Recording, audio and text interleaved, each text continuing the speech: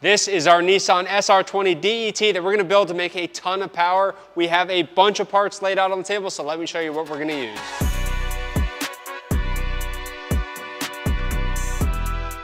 SR20s, of course, are closed deck aluminum blocks, but they do have sleeves in them, so we replaced our sleeves with a fresh set of Darden stock bore sleeves. These are much better than the crusty sleeves that were in here.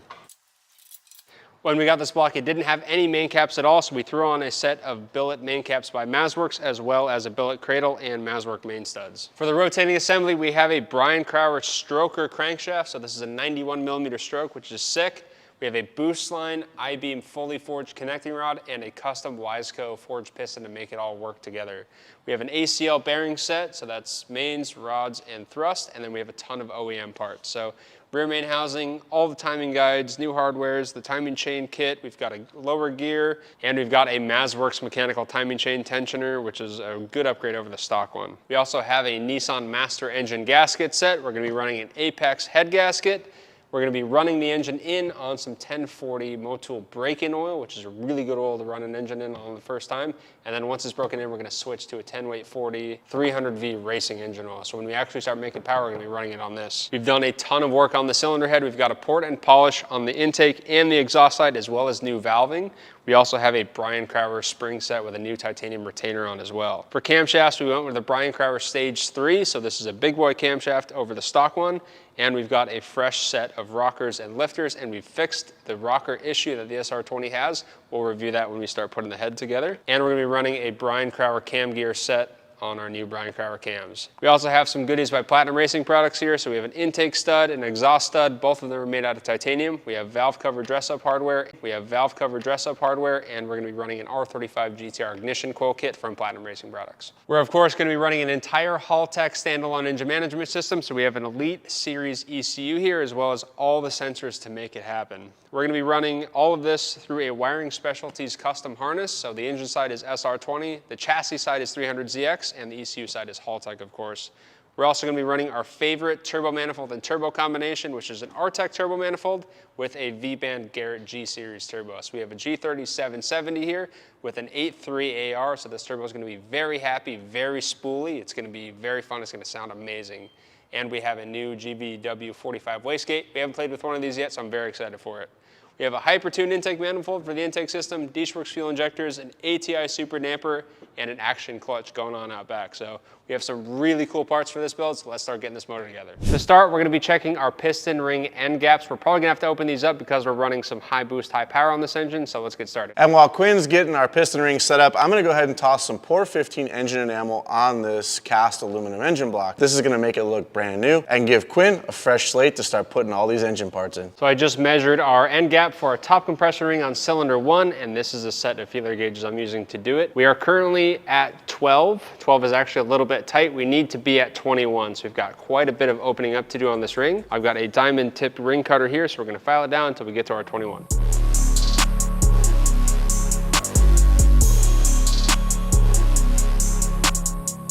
So if you've never seen an engine get built before, what I'm doing is checking the piston ring end gaps. So this right here is a piston ring that sits inside the bore. So when the engine is assembled, the rings actually sit inside of these grooves on the piston, and this is what seals the piston inside of the cylinder. Because if we don't have rings, you see all this play. So when you have combustion in here, the gases can bypass all that, and the rings are actually expanding into the bore to prevent that from happening and sealing the piston. Now, if you look in the piston ring, when I get it sitting flush like that, we have a little tiny gap in there, and that is our piston ring end gap. So when you have metals that are getting hot, you have aluminum, you have steel on the bore and steel on the ring. When you introduce heat, the rings, everything expands. The aluminum expands, the steel expands, and so this little gap in here is meant to take up the expansion. So when the engine gets hot, the rings swell up and that gap closes. Now when you start introducing more power into the system and trying to make more horsepower, you will actually increase the amount of heat that the engine outputs. When you have a lot of heat in a small ring gap or a stock size ring gap, the ring will actually expand so much that it touches itself, the gap will close completely and the ring will touch, and that is a really bad place to be for a performance engine or any engine in general, because when you run out of gap for that to expand into, it can't expand into that any further. So if it continues to heat up, the ring is going to start pushing against itself and it's going to blow out the ring lands on your piston. And this is one of the failure points on a stock engine when you're talking about, oh, how much power can a stock engine take? One of the critical factors is ring gap. So when you're building a performance engine, one of the things you do is you open up the ring gap. That allows the piston and the cylinder to deal with excess heat and handle more heat. So that's what we're doing here. So I just checked it again and we're not quite at 17, so we've still got to open it up more. Our number we're going for the top ring is 21.021, and we're currently less than 17, so we've got some work to do.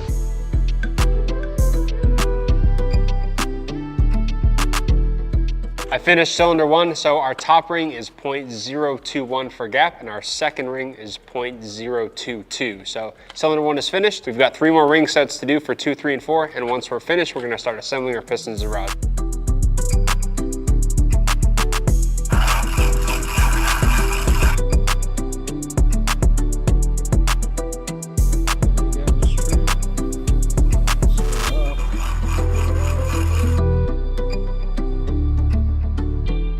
Now it's time to assemble our pistons and our connecting rods. Now, most factory piston and rod setups are all press fit, so the machine shop will really have to do it, but on a forged setup like these JE pistons, we get to do them in-house, which is really cool. So first thing first, we have a wrist pin. So this is what actually holds the connecting rod and the piston together. And we want to make sure that the bore inside of the piston is nice and smooth. We don't have any burrs or anything that's going to get this caught up. So the wrist pin does swing and the rod swings around in the piston. We want to make sure that runs nice and smooth in there. And the same thing with our connecting rod. So we're going to check the small end bushing, and it's got some nice movement to it. It spins freely, which is good. So this actually gets held in by 2 circlips. So I have a circlip here. You can see the little groove inside the piston, and we're going to put a circlip in, and then we're going to slide the wrist pin through with the rod, and then we're going to put the other circlip in on the other side, and that's how it keeps it all retained. Now, these pistons do have an intake and an exhaust side because the intake valves are bigger on this engine than the exhaust valves are. So we're going to put the little bearing tang, which are those guys right there, on the connecting rod on the exhaust side, and now we just got to lube everything and put it together. These pistons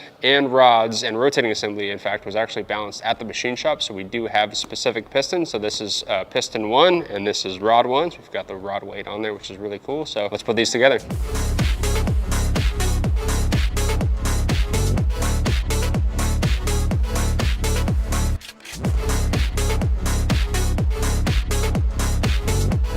There's 1 piston and rod. And luckily the SR20 is a 4-cylinder, so we only have 3 more to do.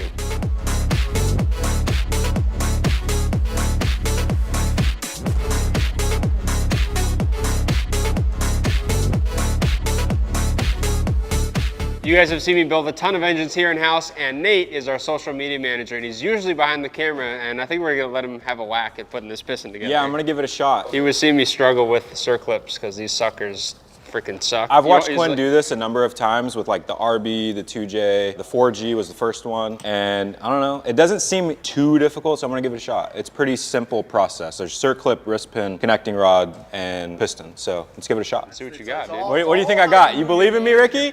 You think I got this? I think you got it. All right. I don't think you do as fast as Quinn, but I think you can do No, it. yeah. No, but I think you got it for sure. All right, let's try it out. You think I got it?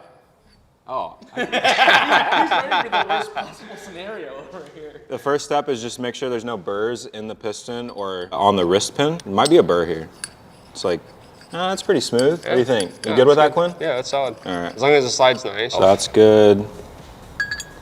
So it's a little hard to get in, but Once you get it lined up, it's yeah, solid. it moves Yeah. smooth. So this is tough. Wow, I don't know how you did this so quick. Oh, that hurt. Dude, it wants to pop out. It's a fight. No, I had it. You almost had me. You never had me. Ugh, I'm getting beat up. My thumbs feel it. This is tough. No. Ow, get in there. Keeps popping out. Ladies and gentlemen, don't try this at home. It's almost there. Is that it? Dude, no. I think defeat is settling in. Dude, I might not be able to do this. All right, Quinny, I'm sweating over here. This is tough. You got it. Quinn just did that in like 25 seconds. Yeah, it sucks though, huh? I give Quinn props. Guys, this is not easy. This is hard. All right, so now, Nate, because you're still putting this together, so the eye, that's the intake side, this other side is the exhaust side, right? So you want the tangs on the rod on the exhaust side. Okay. So tangs are there, eye's here. Alrighty. All right, lube it up, put it together, brother.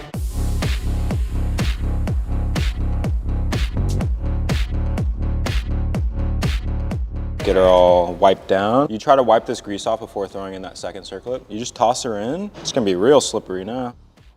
No. Dude, it's almost there.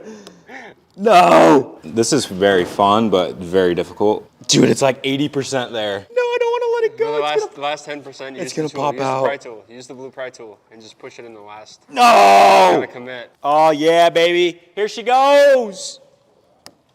Yeah! I did it! That feels good. Hell yeah. We did it. I've never done this before. This is really cool. Our pistons and connecting rods are done and they're pretty much ready to go in the engine, but the engine is not ready to receive pistons yet. So next up, we're gonna be specking the bearings on our crankshaft. Now, I expect this to go extremely well because we have freshly machined billet main caps and we have a brand new crankshaft from Brian Crowder. So we've got standard size bearings for the main and the thrust. We're just gonna double check everything with plastic gauge, but it should be spot on. So let's check it.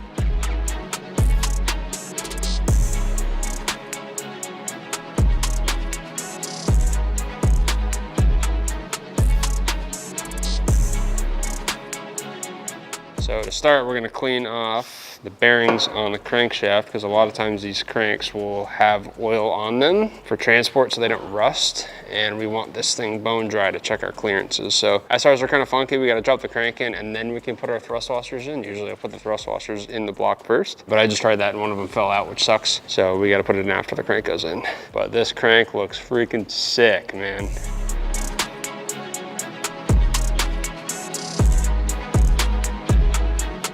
We're gonna plastic gauge the mains right now. If they're good, then we'll assemble it with lube and then check thrust.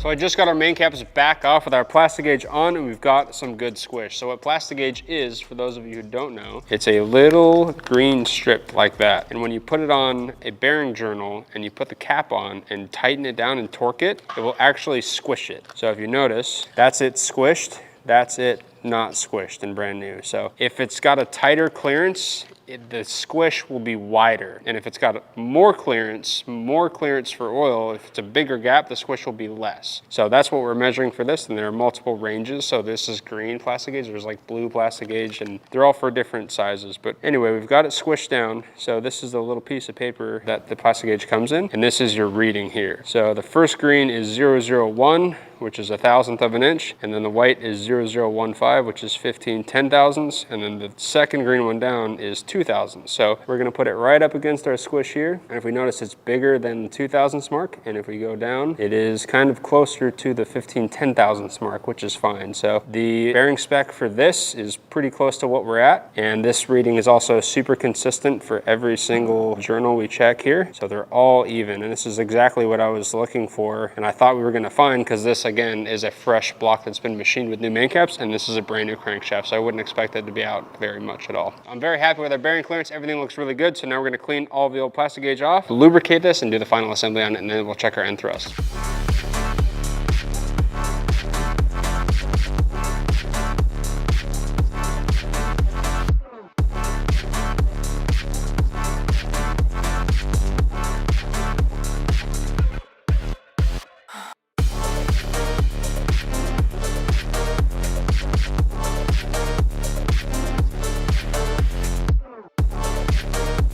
Our crankshaft is fully installed with lube in it, and it feels really nice. really smooth. There's a huge block brace in the way, so I can't like really spin it by hand that nicely. Feels really good. So now we're gonna check the end thrust. All right, so we've got our dial indicator set up on the end crank here, if you'll notice. So when the crank moves, it's actually gonna move this little dial indicator. So we're checking thrust now. Now keep in mind this engine is assembled with lube in it. So we're gonna load it all the way up. So I've already zeroed it out at full left, and we're gonna push the crank right, and it's gonna walk about 3,000. So if you can see that, that is our end play in our crank with lube, and that's pretty good. It's a little tight, but I think it'll be plenty. And if I recall, it's still within spec, so that's good. We have end play, we have enough end play. So the crank's good, that's it, we're dialed in. So now we're gonna take it off of the stand here because I wanna put the rim seal on. We also have a couple of plugs to put in, gallery plugs and such. And then once that's done, we'll get it back on the stand here and start dropping pistons in.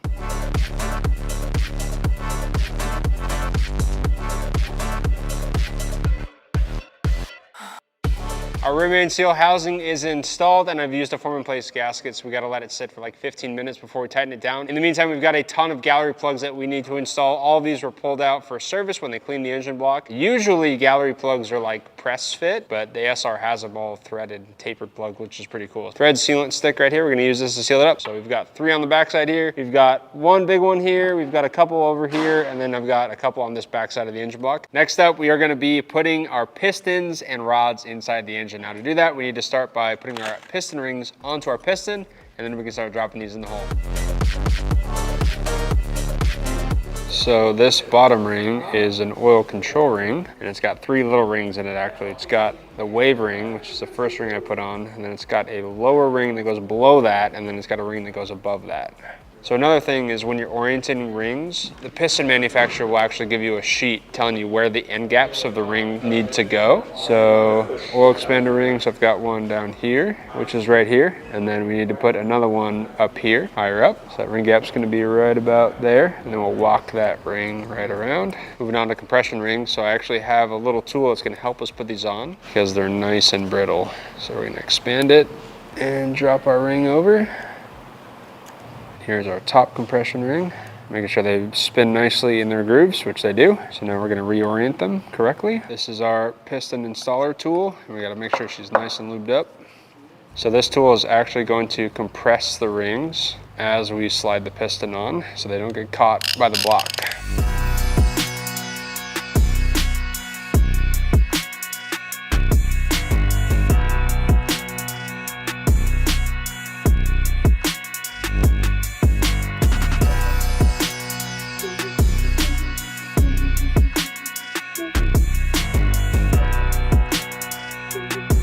So just like the mains, we're gonna be checking the rod bearings with some plastic gauge here. Again, this is a brand new crank and we're using brand new bearings, so everything bearing spec wise should be spot on, but I don't wanna assume it's right and then put the engine together and then find out because we have junk oil pressure that it's wrong. So it takes 5 minutes per one to check, and it's super good insurance because if it's wrong immediately, I don't have to find out because the engine's in the car and together and running. I can just put it together and check it right now. So just like the mains, I got these torqued, so we're gonna loosen it. The rods are kind of trickier to do because you cannot let the crankshaft rotate. So if it rotates, it screws up the reading. So you're gonna have to go very slow and careful. And I've done that a few times where you spin the crank and then it screws everything up and then you gotta start over. It's not fun to do. All right, looks like a solid reading to me. And the number we're looking for is about 2 thousandths. That is perfect. So on the mains, we're about 15 10,000ths. So the mains are tighter than the rods, which is kind of what I like to run. I like running the rod bearing clearances a little bit looser than the mains. Just seems to work really well for the engines I put together. So that's freaking perfect. So I'm happy with that. So we're gonna clean the plastic gauge off here. Then we're gonna lube the bearing and put it together, torque it, and then cylinder 1 is done.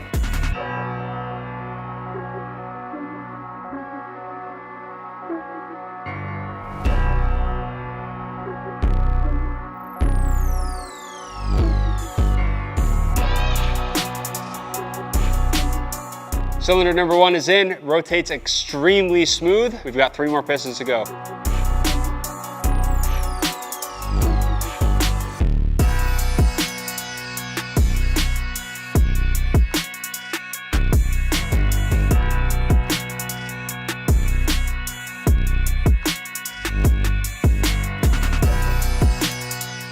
So our rod bearing for cylinder number 4 is exactly the same as it was for cylinder number 1, which is 2000s. That's perfect, so let's keep going.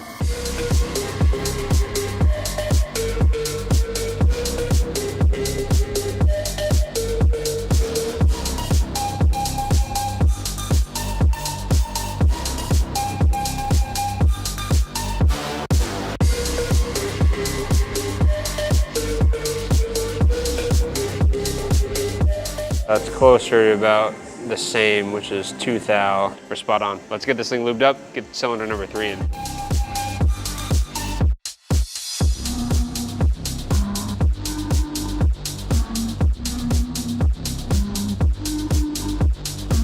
One more to go.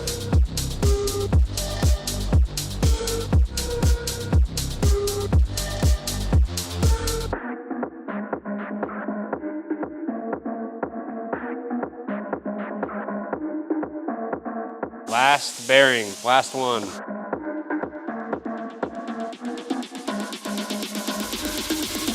Money. Let's lube it, put it back together, then spin it.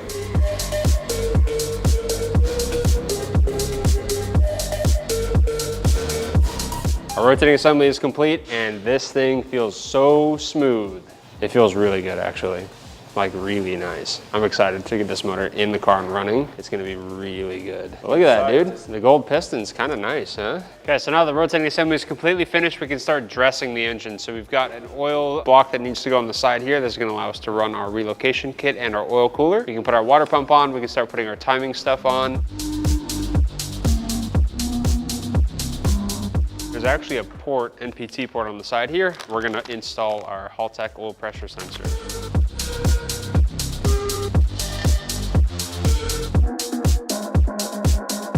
Next up is our timing chain system, and this is the following guide.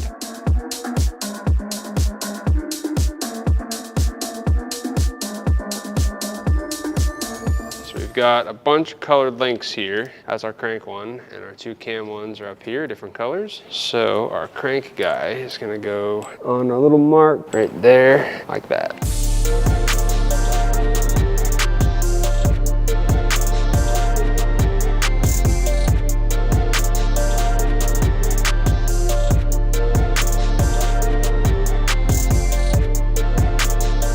Before we install our front timing cover, we're gonna be upgraded to a set of PRP billet oil pump gears. So these oil pump gears that are in here from factory are cast, and if you like two-step and bang the rev limiter and do all sorts of hooligan stuff with the engine, these like to crack. So we're gonna put a billet gear set in here.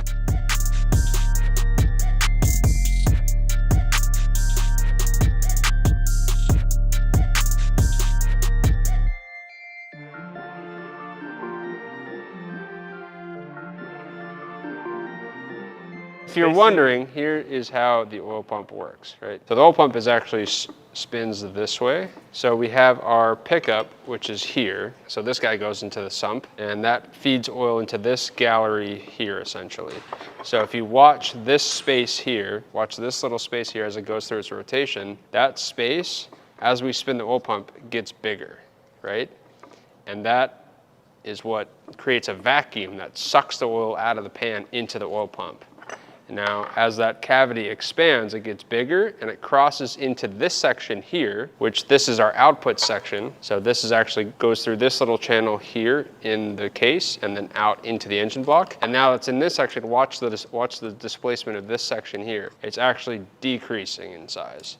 So that gets pushed out through the block. Yeah. So this end, as it's spinning, increases in displacement, which sucks the oil in, and then the other side squeezes the oil and pushes it out of the oil pump. And that's what makes it pump. Let's get it back together, get it in the car.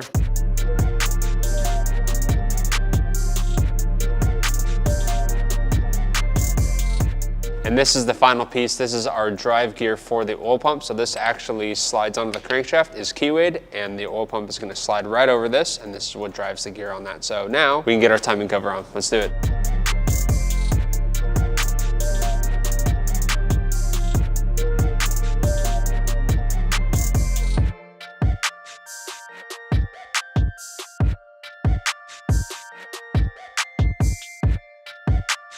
So I'm waiting for our timing cover and oil pan to dry so we can start priming the oiling system on this, but we're gonna go ahead and get our damper on because now's a good time to do that.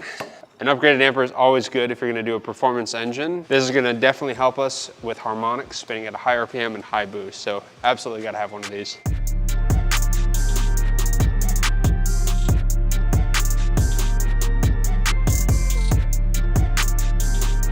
I've got our lower oil pan on, and before we put the upper oil pan on, or the little guy, we're actually gonna prime the oil pump. So I've got a Motul break-in engine oil. This is a 10W40 break-in oil, and you wanna run a break-in oil when you start running an engine for the first time. That's a brand new motor. You don't want a synthetic. So we've got this. We're gonna pour it in the pump pickup here, spin the crank, and when oil starts coming out of here, then we'll be done and we can get our lower pan on.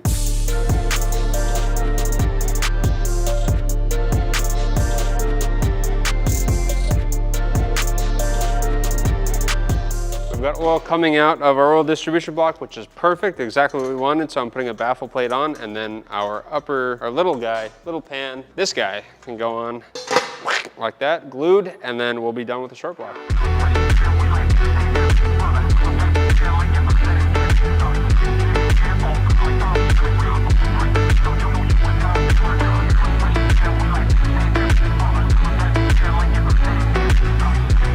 Our SR20 short block is officially complete. Next up, we got to get the cylinder head on. So we're going to drop the head gasket. We got an Apex Integrations head gasket, and dropping the head on is going to be kind of interesting because we've got the chains and all this stuff kind of sticking up. So I might have Ricky help me and assist on dropping the head. From there, we've got a Mazworks head stud kit. So we're going to drop the studs in, tighten the studs down. We're going to drop our washers and our nuts on, and then we're going to torque this thing down, and then we'll be ready to start tackling our valve train.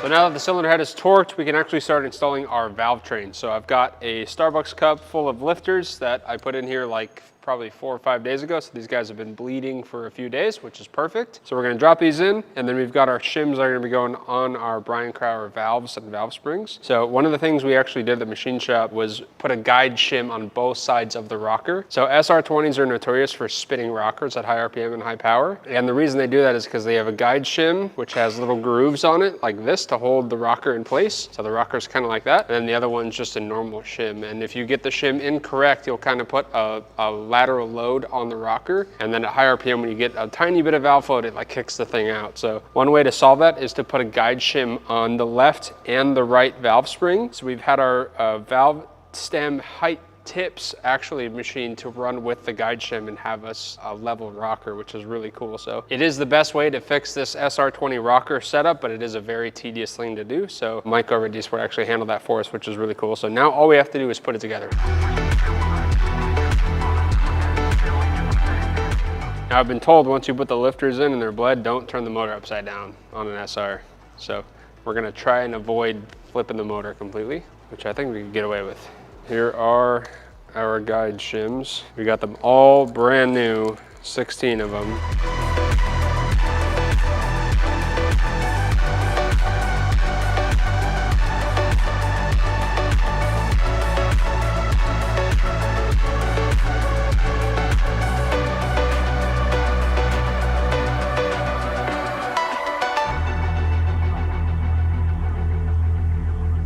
Next up, we've got our Brian Crowder camshafts. These are a stage 3 272s. They're gonna sound epic, and the thing's gonna make a ton of power. And what that number 272 stands for, if you don't know, is on a 4-stroke engine, you have the intake stroke, compression stroke, power, and exhaust. So you have 2 full rotations of the crankshaft, or 1 full rotation of the crankshaft is 360 degrees, 2 rotations is 720 degrees. Now, cam size specs and duration is actually measured in 720 degrees of crank rotation.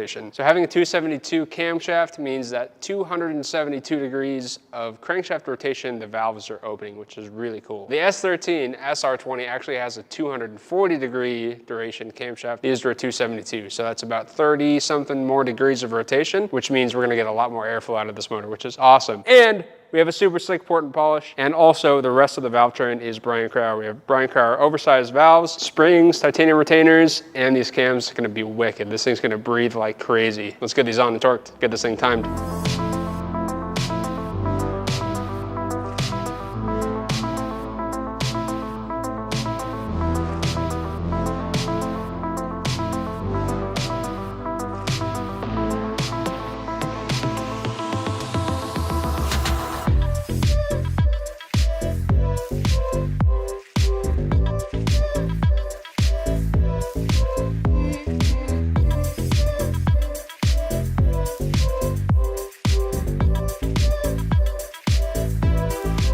Our Brian Crowder camshafts were fully installed, and now we're gonna start getting our cam gears in and getting this thing timed. However, these are adjustable cam gears, and as always, we're gonna take the hardwares out. We're gonna Loctite them, get them back in the cam gear, get them nice and tight, and get these in the motor.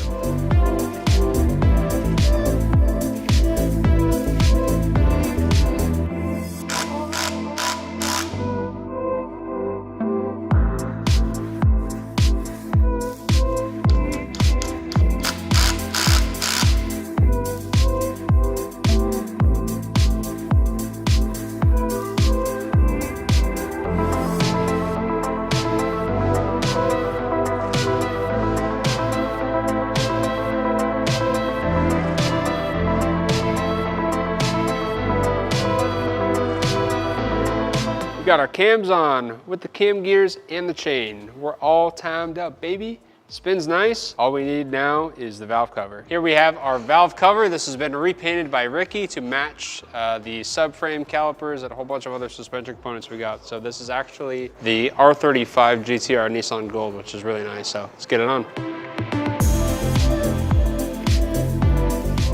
We have a very special hardware kit for this. Platinum Racing Products dress up hardware kit.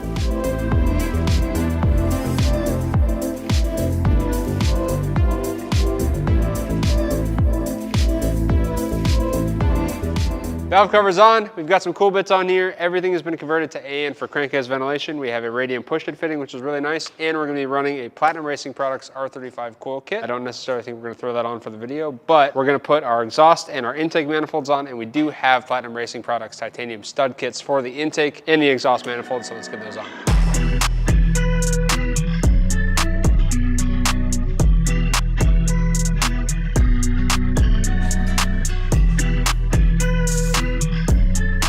Putting the turbo manifold on next. I'm excited for this.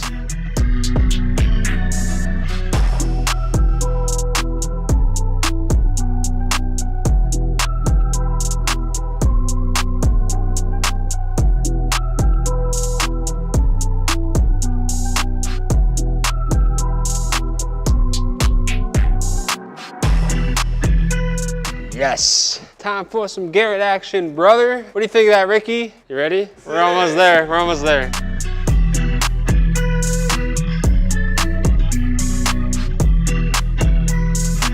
Here it is, baby. G30 770. This is the new Garrett G Series ball bearing turbo, and I'm stoked for it because this thing is gonna be sick. We had a G25 on our R32, and it was the happiest little turbo ever. It was.